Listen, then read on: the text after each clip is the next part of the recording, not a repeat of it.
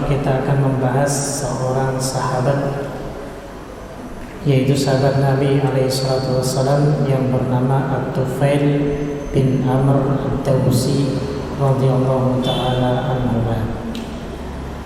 Beliau salah satu di antara para syuhada di perang Yamamah. Perang Yamamah itu adalah perang melawan para murtadin.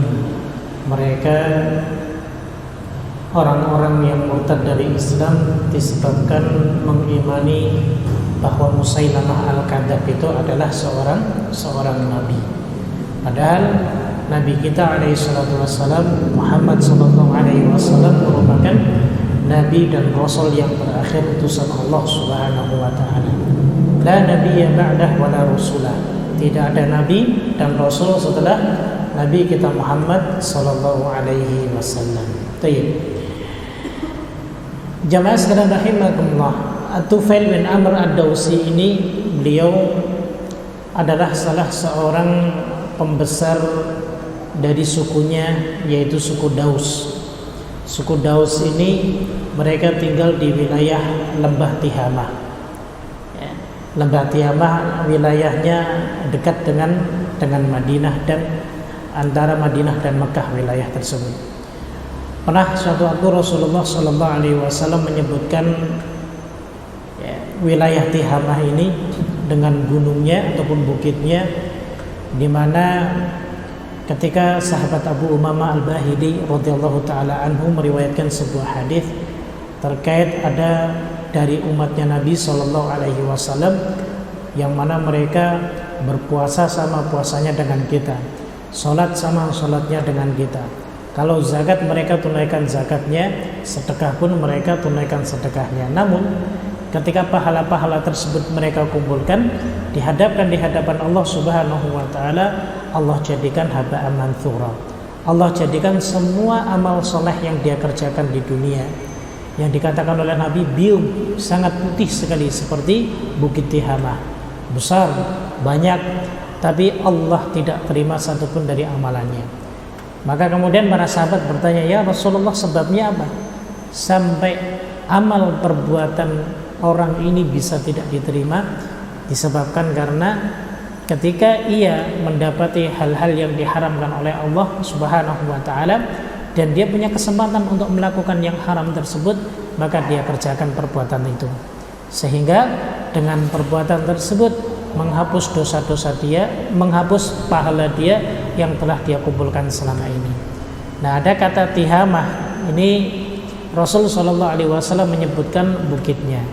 Nah, At-Tufail bin Amr Ad-Dawsi ini, beliau adalah salah seorang pembesar dari suku Daus yang tinggal di wilayah Tihamah. Tayyib jamaah sekalian rahimakumullah. Beliau juga seorang yang memiliki muruah yang begitu besar. Ya. Beliau orang yang terpandang dan orang yang terhormat. Dikatakan oleh para mu'arrikhin bahwa panci beliau itu tidak pernah turun dari tungkunya. Artinya adalah beliau selalu sibuk dengan memasak masakan dan makanan yang dimana itu dihidangkan kepada mereka orang-orang yang bertamu dan orang-orang yang membutuhkan. Artinya beliau ini seorang yang sangat ramah sekali, orangnya sangat baik, dermawan, suka menolong orang. Bahkan sering dari para musafir yang mereka sedang bersafar kemudian singgah di wilayah tersebut, disediakan tempat tinggal plus disediakan juga makanan untuk mereka. Yang menyediakan siapa? At-Tufail bin Amr Ad-Dawsi radhiyallahu taala anhu. Begitu. Ya. Taib. Adapun perawakannya, ya, jamaah, bahwa beliau memiliki perawakan jangkung, artinya tinggi. Ya.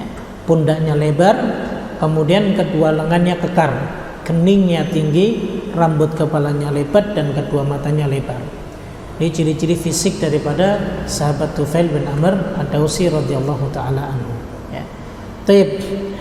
Adapun terkait dengan bapaknya, ada satu kisah nanti akan kita ceritakan secara detail, ya, di mana sedikit kita singgung kehidupan bapaknya Tufail ini, ya. Dia adalah orang yang Allah Subhanahu wa taala lapangkan rezekinya. Ya, Allah mudahkan kebaikannya. Ya, kemudian ladang dan sawahnya itu sangat luas sekali. Ya. Makanya dia tidak pernah mengenal kerasnya kehidupan dan jatuh bangunnya zaman itu tidak pernah ia kenal. Jadi hidupnya selalu nyaman, hidupnya selalu enak. Ya. Akan tetapi ketika Tufail masuk Islam, saat dia pulang bertemu dengan bapaknya, bapaknya ingin mendekatinya, justru malah disuruh untuk menjauhinya. Ya. Makanya bapaknya heran, pulang dari Mekah, kemudian bertemu dengan orang tuanya, justru ketika orang tuanya ingin menyambutnya, tapi Tufail tidak mau untuk disambut dan bahkan tidak mau didekati oleh bapak dan ibunya. Maka bapaknya bertanya, ada apa? Gerangan kok bisanya ini anak ya, tidak mau mendekat dan dipeluk oleh bapaknya. Kata Tufail, apa? Kita sudah berbeda. Antara dirimu dan diriku sudah berbeda. Berbeda dari sisi apa? Bahwa aku mengikuti agamanya Muhammad sallallahu alaihi wasallam. Maka bapaknya Tufail itu mengatakan, bukankah agama kita sama? Karena saya ingin juga masuk kepada agamanya Rasulullah sallallahu alaihi wasallam.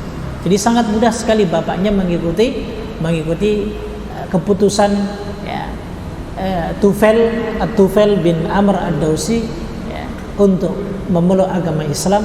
Begitu pula bapak dan ibunya serta keluarganya pun sangat mudah sekali mengikuti jejaknya. Jadi itu singkatnya, dan nanti akan kita bahas secara detail. Baik. Jamaah sekalian rahimakumullah, kita akan lihat bagaimana kisah masuk Islamnya Tufail bin Amr ad-Dausi ini.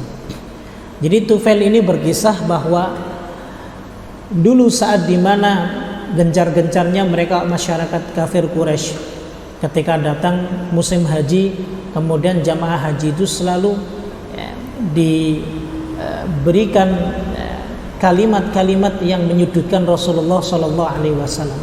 Mereka dilarang untuk mendengarkan apa yang diucapkan oleh Rasulullah Sallallahu Alaihi Wasallam. Andaikan Rasulullah membaca dari ayat-ayat Allah, maka mereka orang-orang kafir Quraisy itu mencoba untuk mengelabui mereka orang-orang ataupun para jamaah haji agar supaya tidak mendengar apa yang dilantunkan oleh Rasulullah Sallallahu Alaihi Wasallam. Salah satunya adalah sahabat Tufail ini. Saat karena dia adalah seorang penyair, jadi ahli syair juga. Ya. Nah, saat dia datang ke Mekah, ketika dia menemui pembesar-pembesar Quraisy, maka pembesar-pembesar Quraisy itu menyarankan kepadanya agar supaya tidak mendekati sosok yang namanya Muhammad. Rasul kita sallallahu alaihi wasallam, yang jelas jangan didekati. Adapun jika ia mengatakan ucapan-ucapan tertentu, maka jangan didengarkan. Ya, karena ucapannya adalah ucapan ataupun perkataan-perkataan sihir. Ya, jadi diberi peringatan agar supaya tidak ataupun jangan sampai Tufail ini kemudian mendengarkannya sehingga ia terkelabui dan dia bisa mengikuti agamanya Rasulullah Sallallahu Alaihi Wasallam. Jangan sampai terpengaruhi. Ya. Akan tetapi saat itu Tufail, karena dia adalah orang yang hatinya bersih, ya, suka kebaikan, dan termasuk orang yang punya jiwa penasaran yang tinggi. Tetap ketika ia masuk Masjidil Haram, maka ia tutup kedua telinganya dengan menggunakan kapas. Dia masuk ke masjid, kemudian melihat Rasulullah sedang berdiri di depan Ka'bah. Nah, pada saat itu Tufail kemudian mencoba untuk karena saking penasarannya ingin mendekati Rasulullah Sallallahu Alaihi Wasallam.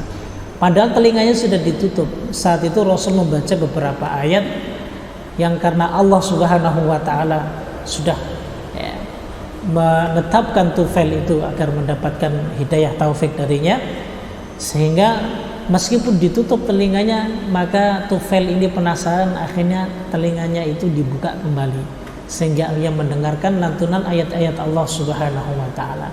Seketika ia takjub karena ia seorang penyair. Karena dalam bait-bait syair yang pernah ia dengar ataupun pernah ia dendangkan, belum pernah mendengarkan syair yang begitu indah yang dibacakan dan dilantunkan oleh Rasulullah Sallallahu Alaihi Wasallam. Itulah firman Allah, Al-Quranul Karim.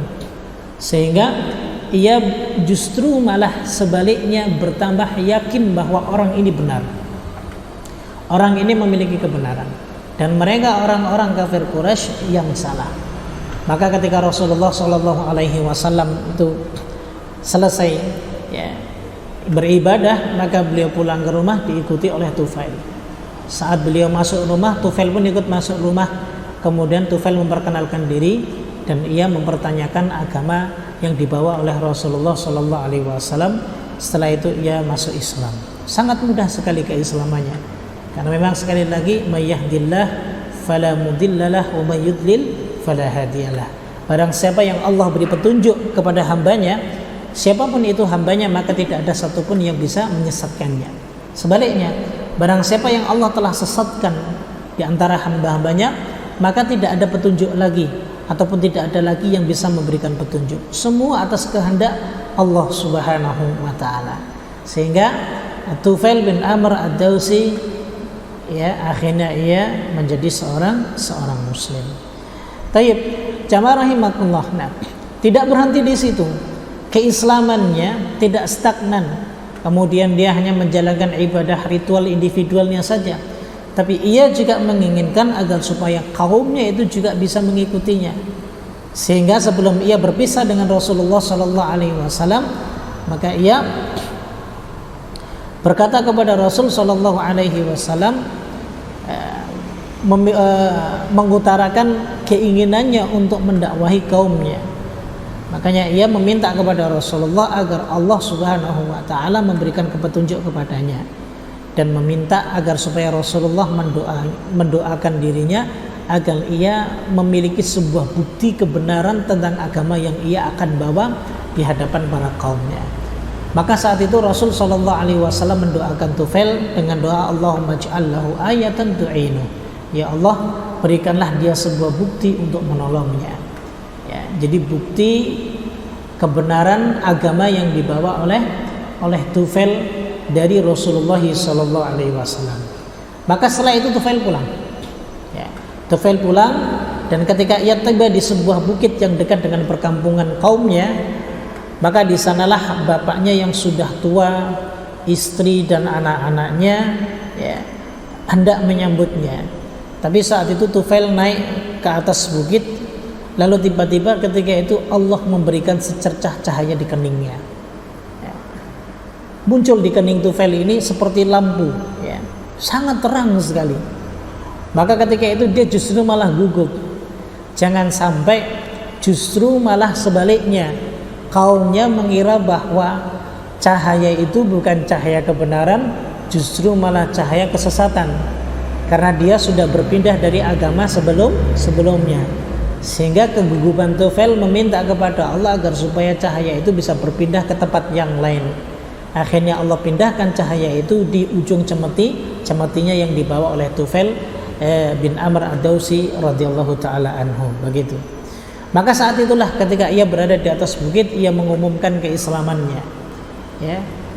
Dia menyatakan bahwa dirinya telah mengikuti ajarannya Rasulullah SAW. Ya. Yang dimana penduduk Daus ini sudah mendengar desas-desusnya ada seorang Nabiullah dan Rasul utusan Allah, ya, dalam tanda kutip, ya, mengaku seorang Nabi dan Rasul utusan Allah yang membawa risalah dari Tuhan untuk disampaikan kepada umat. Ya.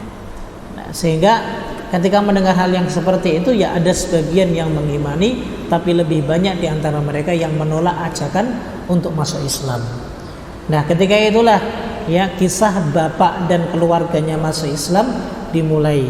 Saat dimana bapaknya, ibunya, istri-istri dan anak-anaknya ingin mendekatinya, maka Tufail memerintahkan untuk menjauhinya. Ya. Tujuannya apa? Ya agar dia disebabkan karena sudah berbeda agama, tidak mau dekat lagi. Tapi justru dari situlah bapak dan keluarganya, istrinya dan ibunya serta anak-anaknya justru malah mengikuti agamanya Rasulullah SAW. Sehingga dengan mudah Tufail mendakwahkan Islam kepada kaumnya. Dibacakanlah beberapa ayat-ayat Al-Quran yang ia hafal, disampaikan kepada kaumnya. Tapi sekali lagi, yang namanya dakwah, ya, tidak mudah, jamaah. Terkadang kita dakwah di sebuah tempat bertahun-tahun, hanya mendapatkan pengikut 1, 2, atau hanya 3, itu sudah biasa. Bahkan seorang Nabiullah dan Rasul utusan Allah pun disampaikan oleh Nabi kita Muhammad sallallahu alaihi wasallam saat dimi'rajkan ke Sidratul Muntaha. Maka pada saat itu beliau diperlihatkan sebuah seorang nabiullah dan utusan Allah, itu tidak ada kaumnya sama sekali, tidak ada pengikutnya. Artinya adalah ada di antara utusan Allah, jadi nabi ataupun rasul utusan Allah itu mereka tidak memiliki kaum, artinya dakwahnya tidak diterima. Sekali lagi bahwa innaka la tahdi man ahbabta walakin Allah yahdi man yasha.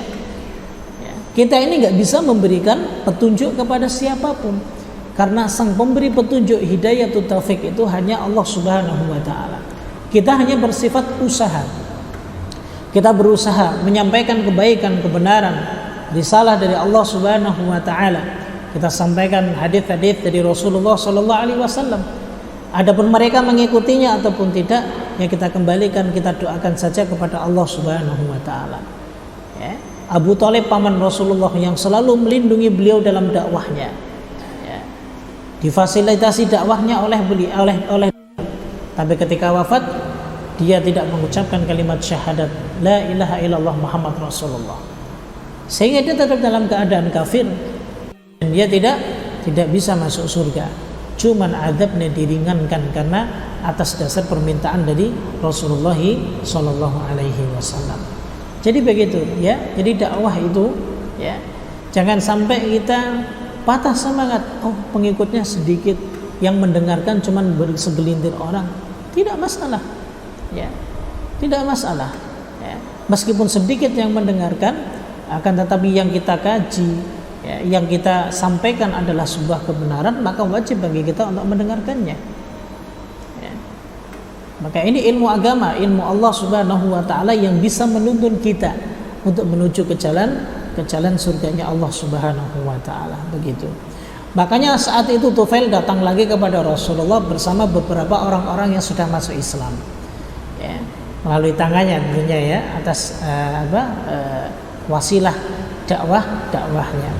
Kemudian ia mengadu kepada Rasulullah, ternyata suku Daus ini sulit sekali untuk diajak masuk Islam. Ya, mereka banyak yang menolak, mereka banyak bermaksiat kepada Allah. Nah, Tufail minta agar Rasulullah mendoakan keburukan kepada sukunya. Tapi apa yang didoakan Rasul sallallahu alaihi wasallam kepada mereka? Doa beliau, Allahumma hdi darsan wa'ti bihim. Ya Allah, berikanlah petunjuk kepada suku Daus dan bawalah mereka kepadaku. Masya Allah. Ya. Justru malah didoakan kebaikan oleh Rasulullah sallallahu alaihi wasallam, sehingga Tufail kembali lagi kepada kaumnya. Saat itu ia mulai semangat lagi untuk mendakwahkan Islam kepada kaumnya. Ya. Hingga ya, bersamaan dengan itu pula Tufail ini ya, termasuk salah seorang sahabat yang ikut dalam perang Badar dan juga menyaksikan perang Khandaq. Ya. Jadi gitu ya. Saat itu di mana dia membawa kaumnya ya, kurang lebih sekitar 8 sampai 90 ya, 90 keluarga dari suku Daus untuk membantu Rasulullah sallallahu alaihi wasallam. Bahkan dalam Fathu Mekah pun Tufail ini ikut serta ya, ikut serta dalam Fathu Mekah, merupakan kemenangan bagi kaum muslimin yang sangat besar dengan membebaskan dari belenggu kesyirikan dan kekufuran, sehingga negeri Mekah menjadi negeri Islam ya, dan menjadi pusat ataupun tempat di mana semua kaum muslimin yang ada di dunia ini sangat mendambakan dan rindu sekali untuk beribadah di tempat tersebut, begitu ya. Nah, inilah sahabat Tufail bin Amr ad-Dausi radhiyallahu taala anhu. Taib. Setelah terjadi Fathu Mekah, maka saat itu Rasul sallallahu alaihi wasallam mengutus beberapa para sahabat untuk menghancurkan beberapa berhala-berhala yang ada di beberapa kabilah-kabilah Arab. Ya. Seperti contohnya sahabat Khalid bin Walid ya, diutus ke satu kabilah untuk menghancurkan Lata ataupun Uzza yang disembah oleh penduduk bangsa Arab ya, ataupun kabilah Arab di sekitar Mekah. Nah, salah satunya adalah sahabat Tufail ya, bin Amr ad-Dausi, di mana ia minta agar supaya diutus di sebuah tempat agar supaya ia bisa menghancurkan Ka'bah menghancurkan berhala tersebut disembah oleh salah satu kabilah dari wilayah Jazirah Arab pada saat itu, ya. Sehingga ketika Tufail mendatangi wilayah tersebut, ya, kemudian ia langsung membakar wajah berhala, ya, ya, di wilayah Dzul Kaffain, ya. Ini berhalanya Amr bin Humamah, ya. Dia bakar di hadapan kaumnya, dia bakar. Dia tidak takut, ya. Nah, ini salah satu keberanian sahabat Tufail bin Amr ad-Dausi radhiyallahu taala anhu. Kemudian setelah itu, ya, Tufail selalu mengikuti, ya, kemana Rasulullah Shallallahu Alaihi Wasallam, ya, berdakwah. Bahkan saat beliau perang pun ia selalu mendampingi Rasulullah Shallallahu Alaihi Wasallam. Hingga saat Rasulullah Shallallahu Alaihi Wasallam wafat, lalu kemudian diganti oleh Abu Bakar As-Siddiq radhiyallahu taala anhu yang memimpin kaum muslimin, khalifah yang pertama kaum muslimin yang dipilih, ya, atas kesepakatan dari kaum muhajirin dan kaum ansor. Ketika itu diangkatlah sahabat Abu Bakar As-Siddiq radhiyallahu taala anhu. Maka Tufail pun tetap mengabdi kepada Islam, ya. Ketika Abu Bakar As-Siddiq diangkat dan Rasulullah wafat, timbul beberapa permasalahan. Di antaranya adalah kaum murtadin, mereka yang murtad dari Islam, ya. Sebab-sebabnya ada beberapa. Salah satunya adalah ada yang menolak zakat, ya. Kemudian ada salah satunya lagi, ada yang mereka mengikuti nabi baru, yaitu Musailamah al-Kadzdzab. Ini dari suku Bani Abi Hanifah. Mereka apa? Mereka mengikuti, ya, dan percaya bahwa Musailamah al-Kadzdzab ini adalah nabi baru utusan Allah Subhanahu wa taala juga. Sehingga Abu Bakar As-Siddiq dalam kepemimpinannya, beliau lebih fokus untuk memerangi para murtadin, orang-orang yang murtad. Diperangi mereka, ya, diperangi. Bahkan di antara peperangan yang pernah terjadi di zamannya Abu Bakar As-Siddiq itu adalah perang Yamamah. Saat itu beberapa sahabat diutus untuk memerangi Musailamah al-Kadzdzab. Nah, di antara sahabatnya adalah Tufail bin Amr ad-Dausi radhiyallahu taala anhu. Dia termasuk sahabat yang ikut serta dalam perang Yamamah. Nah, ada satu kisah, ya, yang dialami oleh Tufail sebelum dia wafat, sebelum ia syahid di perang Yamamah ini. Jadi ketika di perjalanan mereka istirahat, maka Tufail ini tertidur, ya. Lalu kemudian ia bermimpi, ya, dan mimpinya akhirnya diceritakan kepada teman-temannya.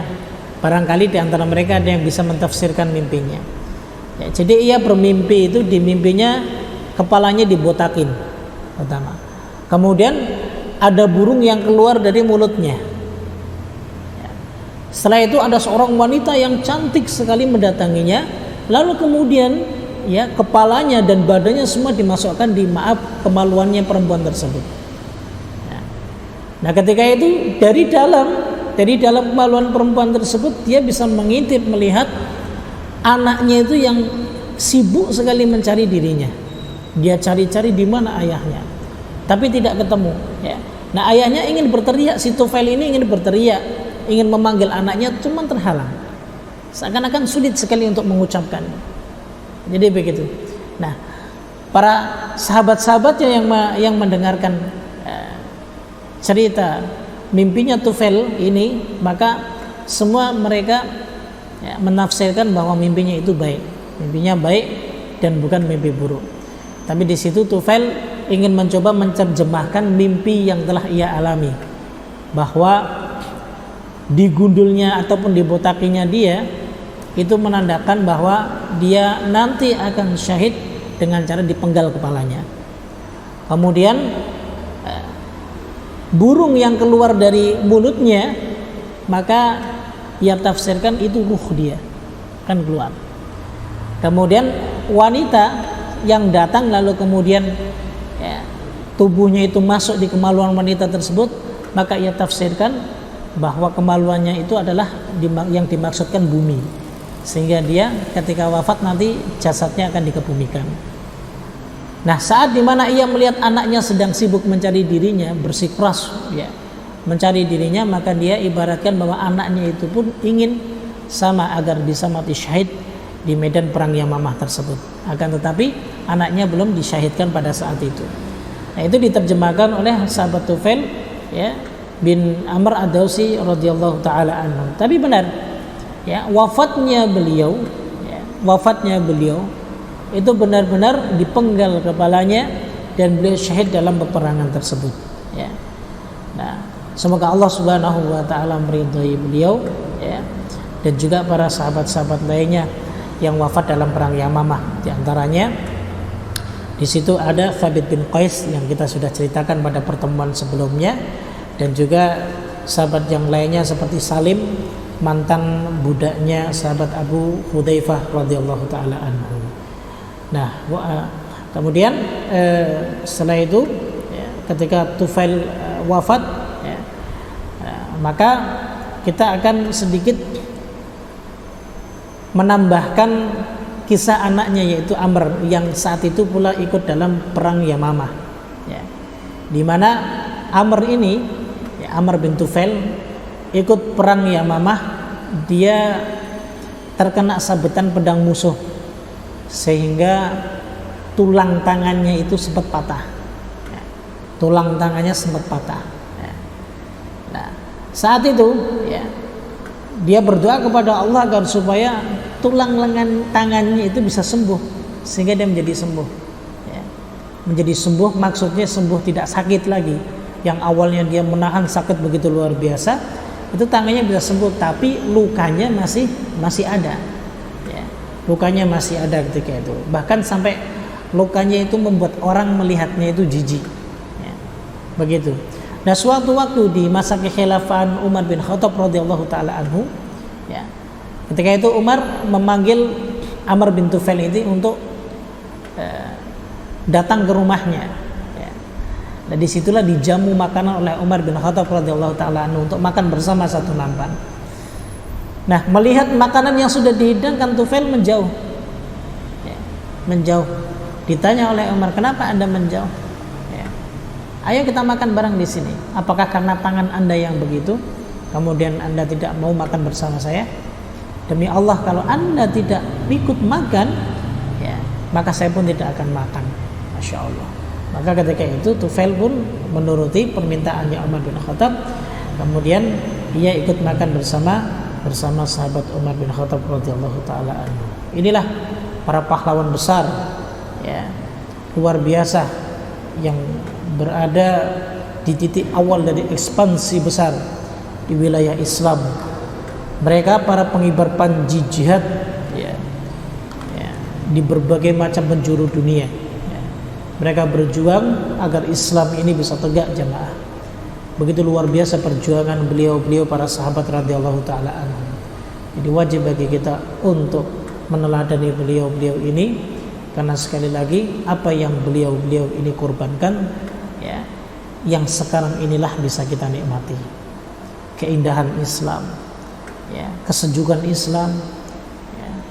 Begitu indah kita sebagai umatnya ya, umat Rasulullah SAW ya, memakai pakaian Islam sebagai seorang muslim ya, kita sangat nyaman sekali ya, dan kita mengakui bahwa agama Islam ini merupakan agama yang paling diridhai oleh Allah dan agama yang paling benar di antara agama-agama yang lainnya. Ya. Nah, jadi itulah sedikit ya, sepenggal kisah dari keluarga sahabat Tufail bin Amr ad-Dawsi radhiyallahu taala anhu. Taib jamaah sekalian rahimakumullah, ada beberapa faedah sedikit yang akan saya sampaikan dari kisah ini. Ya. Di antaranya adalah faedah yang pertama, sempat tadi kita singgung terkait dengan rezeki ataupun nikmat yang Allah Subhanahu wa taala berikan kepada sahabat Tufail ini. Ya. Meskipun sebelumnya dia belum masuk Islam. Yang jelas bahwa kenikmatan dunia itu siapapun Allah akan berikan kepadanya. Akan tetapi kenikmatan itu ia gunakan untuk apa? Ada di antara hamba-hamba Allah yang Allah cukupi dalam urusan duniawiyahnya. akan tetapi ia lalai dan lupa terhadap urusan akhiratnya. Ada di antara hamba-hamba Allah yang dimana Allah berikan hanya sekedar untuk mengenyangkan perutnya saja, tapi ia begitu besar perhatiannya terhadap Islam dan terhadap dakwah Islam. Ada di antara hamba-hamba Allah yang dia diberi kelebihan harta, kenikmatan duniawiyah, tapi justru ia gunakan untuk bermaksiat kepada Allah Subhanahu wa taala. Tapi ada di antara hamba-hamba Allah yang tidak diberikan apa-apa sama sekali, akan tetapi keinginannya ingin selalu bermaksiat kepada Allah Subhanahu wa taala. Inilah macam-macam dari hamba-hamba Allah Subhanahu wa taala yang dimana mereka diberi akal, seharusnya akalnya itu mereka gunakan untuk tunduk kepada syariat Allah Subhanahu wa taala. Tapi sekali lagi, hidayah itu mahal jamaah. Orang yang mendapatkan hidayatul Islam dengan keimanan serta kualitas takwa kepada Allah Subhanahu wa taala, inilah orang-orang yang Allah Subhanahu wa taala berikan kebaikan bagi dirinya. Sebagaimana sabda Nabi sallallahu alaihi wasallam, "May yuridillahu bihi khaira yufaqihu fiddin." Barang siapa yang Allah kehendaki dia bisa menikmati kehidupan dunianya, tapi sekali lagi dunia itu ada batasnya. Saat Allah menjemput ajalnya, saat itu pula selesai kelezatan dan kenikmatannya. Sehingga kita sebagai hamba-hamba Allah yang mukmin selalu kita harus merenungi setiap apa yang disampaikan oleh Rasulullah sallallahu alaihi wasallam, di antaranya sabda beliau, "Aktsiru", perbanyaklah dzikra hadimil ladzat, selalu perbanyaklah mengingat penghancur kenikmatan, yaitu al-maut, kematian yang setiap kita pasti akan mengalaminya. Tidak ada satupun dari kita yang kekal abadi di dunia, tidak ada, tapi semuanya pasti, pasti. Tidak ada sesuatu yang pasti di dunia ini kecuali kematian. Tinggal dengan cara apa Allah wafatkan kita. Dan inilah PR kita, agar supaya kita selalu istiqomah berada di atas jalan Allah Subhanahu wa taala. Jadi begitu ya jamaah sekalian rahimakumullah. Sekali lagi, hidayah itu mahal. Hidayah itu sangat mahal. Setiap hamba ketika diberikan fasilitas dunia, ketika dia diberi petunjuk pula oleh Allah Subhanahu wa taala, maka inilah kelengkapan daripada hidayah tersebut, sehingga ia bisa manfaatkan dan ia gunakan untuk terus berjuang dan berdakwah di jalan Allah Subhanahu wa taala. Itu yang pertama. Kemudian yang kedua jemaah, yang kedua adalah bahwa terkait dengan doa Rasulullah sallallahu alaihi wasallam, saat beliau diminta untuk mendoakan keburukan, justru beliau mendoakan kebaikan. Nah, ini yang sering kita lupakan karena kita terbawa hawa nafsu, keinginan sesaat, sehingga ketika kita didolimi oleh orang lain, maka kesempatan kita untuk agar doa kita terkabulkan itu justru malah kita keluarkan kalimat-kalimat doa yang buruk. Kita doakan dia keburukan, kita doakan ia bencana, padahal kalimat-kalimat yang baik itu bisa kita ungkapkan dalam bentuk doa. Kita doakan orang-orang yang meskipun mereka zalimi kita dengan kebaikan, semoga Allah memberikan petunjuk kebaikan bagi dirinya. Meskipun kita terzalimi, meskipun mungkin ada di antara sanak saudara kita yang menjadi korbannya, tapi lebih bermanfaat kita mendoakan kebaikan orang tersebut dibanding kita mendoakan keburukan terhadapnya. Kalau kita doakan keburukan mereka agar supaya mereka ditimpa keburukan, maka kita tidak mendapatkan apapun, hanya kepuasan sesaat saja, kepuasan duniawiah saja, merasa puas. Oh, itu ditimpa musibah oleh Allah berkat doa saya. Bisa jadi bukan karena doa kita. Hilanglah kesempatan, kesempatan terkabulkannya doa kita oleh Allah Subhanahu wa taala. Sebagaimana sabda Nabi sallallahu alaihi wasallam, "Wattaqi da'watal madlum fa innahu laisa bainahu wa bainallahi hijab." Takutlah kalian terhadap doanya orang-orang yang terzalimi. Kenapa? Karena doanya orang yang terzalimi itu, doa dengan Allah itu tidak ada hijab, pembatasnya sama sekali. Artinya makbul, diterima. Dalam riwayat lain Nabi SAW pernah bersabda, "Thalathu da'awatin la turad." Ada 3 doa yang tidak akan ditolak oleh Allah. Salah satunya apa? Da'watul madlum, doanya orang-orang yang terzalimi. Maka kesempatan bagi kita bukan untuk mendoakan keburukan, justru malah kita doakan kebaikan, sebagaimana doanya Nabi SAW kepada kabilah Bani Daus, di mana doa beliau apa? Allahumma hdi darsan wa'ti bihim, ya Allah berikanlah petunjuk kepada suku Daus dan bawalah mereka kepadaku. Ini doa ketiga adalah terkadang di antara hamba-hamba Allah Subhanahu wa taala itu diberikan kelebihan oleh Allah, diberikan beberapa karomah dari Allah Subhanahu wa taala. Itu tidak kita pungkiri. Tapi sekali lagi karomah ini hanya diberikan kepada wali-wali Allah, kekasih Allah. Itu pun tidak bisa setiap saat ia dapatkan. Karena karomah adalah merupakan bentuk pertolongan dari Allah Subhanahu wa taala ketika para wali-wali Allah ini ingin membuktikan kebenaran Islam yang ia dakwahkan. Dan bentuknya bermacam-macam, ya. Dan salah satunya tadi yang diminta oleh Tufail agar supaya dia mendapatkan satu bukti tentang kebenaran agama yang ia akan bawa ke sukunya ataupun ke kaumnya, sehingga Allah berikan apa? Cahaya di keningnya.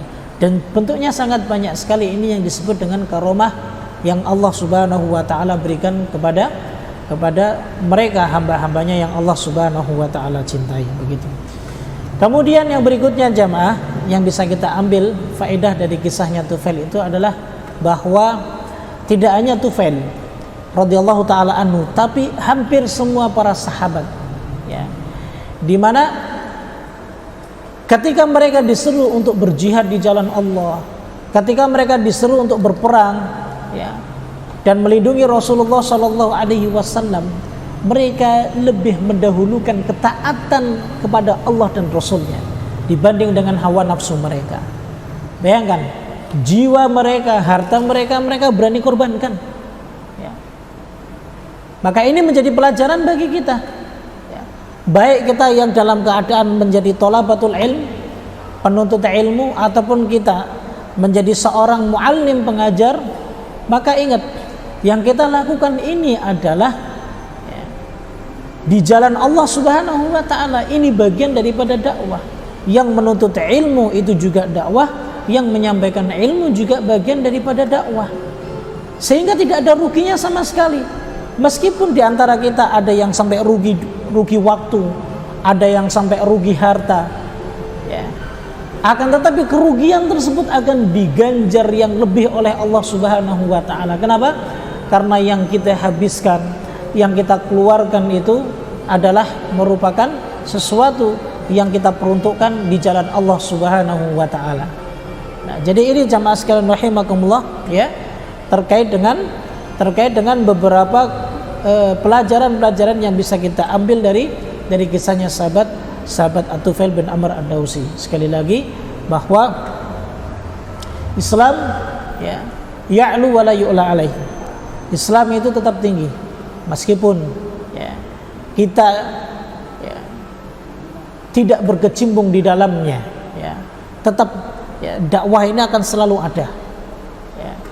Tinggal sekarang apakah kita ini mau ikut berperan di dalamnya, baik itu sebagai penuntut ilmu, ya, ataupun dengan cara yang lain, ya, ataupun tidak.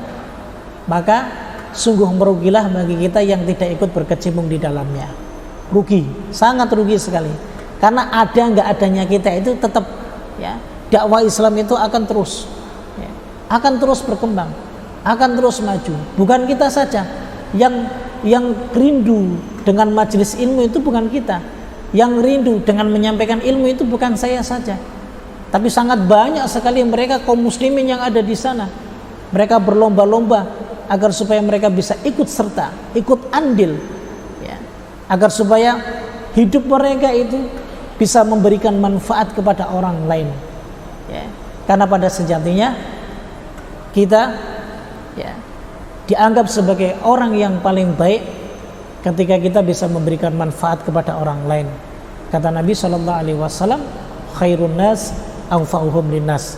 Sebaik-baik manusia itu ya, adalah mereka yang paling bisa memberikan manfaat untuk orang lain. Oleh karenanya jangan sampai kita merasa rugi duduk bermajelis di sini ya dari ba'da maghrib hingga isya, ataupun kita mencurahkan waktu kita sampai kita mungkin ya, malam kita tidak tidur ya untuk membaca Al-Quran ataupun membaca ilmu-ilmu syar'i, maka tidak ada ruginya sama sekali, karena sejatinya apa yang kita lakukan itu justru malah akan menjadikan kita nanti bisa terselamatkan dari adab Allah Subhanahu wa taala dan bisa menghapus dosa-dosa kita. Maka ini yang bisa kami sampaikan, mudah-mudahan hal ini bisa memotivasi kita semuanya untuk tetap istiqomah berada di atas jalan Allah Subhanahu wa taala. Sekali lagi, adanya kita dan keadaannya kita ini tetap Islam itu akan selalu ada yang membawa, sehingga berkecimpungnya kita bukan karena Islam itu membutuhkan kita, tapi kita yang butuh Islam itu sendiri ya. Kita yang butuh Islam, kita yang butuh agama ini, agar supaya di hadapan Allah ini kita menjadi hamba Allah yang mulia jamaah. Wallahu ta'ala alam bisawab. Subhanakallahumma wa bihamdik asyhadu an la ilaha illa anta astaghfiruka wa atubu ilaik. Assalamualaikum warahmatullahi wabarakatuh.